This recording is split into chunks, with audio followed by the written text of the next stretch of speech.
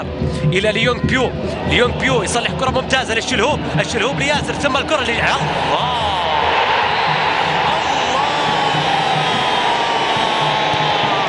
ما يبطي الزين الا من كبره، وياسر ما تاخر عن التسجيل الا من كبره وكبر قدره.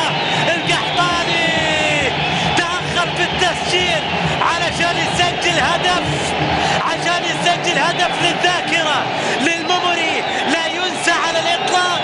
لقطه ما بين الشلهوب والقحطاني لا تنسى، لقطه ابداع، وجبه ابداع لحد الاشباع.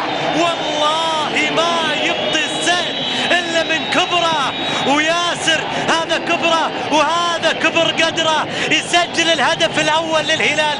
هذا هدف ثاني، خلصنا من الاول، لكن هو الاول لياسر القحطاني.